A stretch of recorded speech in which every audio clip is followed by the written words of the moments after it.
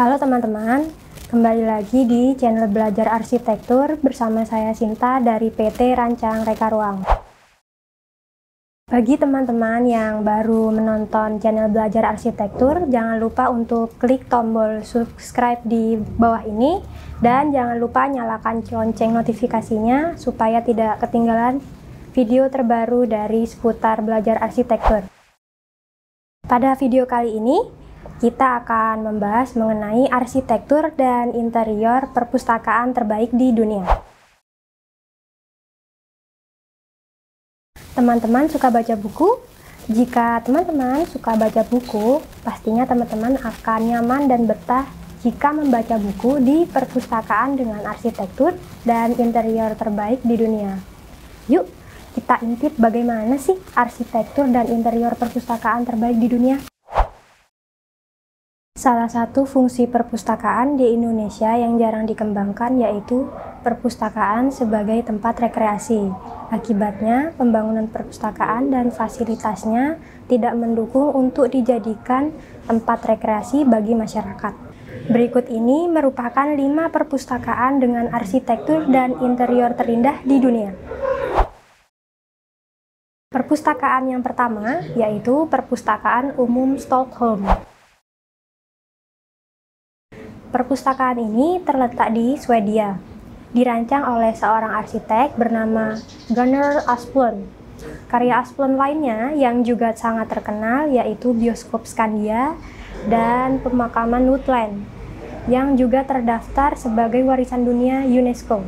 Perpustakaan di Stockholm ini berbentuk tabung dengan buku-buku yang mengelilinginya. Perpustakaan ini memiliki aula utama berbentuk bulat, serta memiliki buku di setiap bahasa Nordik. Sedangkan bagian atap dirancang menyerupai tekstur yang terlihat seperti awan. Perpustakaan yang kedua, Perpustakaan Starhof Monastery. Terletak di pusat kota Praha, Clementium adalah rumah bagi Perpustakaan Umum Nasional Republik Ceko. Kantor pusatnya berada di dalam kompleks bangunan yang luas di Old Town Square, termasuk perpustakaan barok yang bersejarah, di mana sebuah aula yang dinamakan arsitektur melengkung dan dekorasi fantastis tidak tersentuh sejak dibangun pertama kali pada tahun 1722. Fitur yang paling dikenal di perpustakaan ini adalah konstruksi langit-langit seperti sebuah lukisan dinding yang menggambarkan isian Alkitab. Lalu terdapat kompilasi roda yang dapat mengubah dan memutar rak buku, sehingga membuat buku-buku lebih mudah ditemukan tanpa harus mencari satu persatu di antara deretan buku lainnya. Perpustakaan yang ketiga yaitu Perpustakaan Los Angeles. Perpustakaan ini merupakan salah satu bangunan paling penting di pusat kota Los Angeles, California. Bagian luar dari perpustakaan ini adalah contoh desain Art Deco, sedangkan bagian dalam adalah rotunda elegan dengan lampu-lampu perunggu yang tergantung di tengah. Sedangkan bagian tangga digunakan untuk mengecek kartu katalog, tapi sekarang telah berubah dengan menggunakan layanan digital. Kemudian dilengkapi pula dengan dekorasi yang menggambarkan sejarah penting California. Perpustakaan yang keempat, Perpustakaan dan Rumah Budaya Vanessa.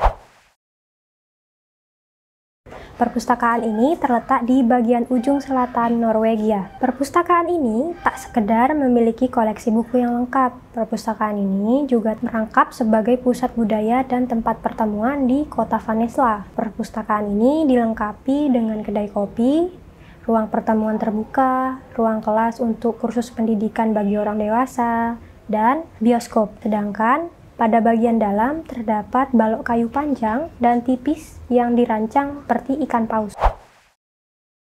Perpustakaan yang kelima, Perpustakaan Adelaide. Perpustakaan ini terletak di Australia.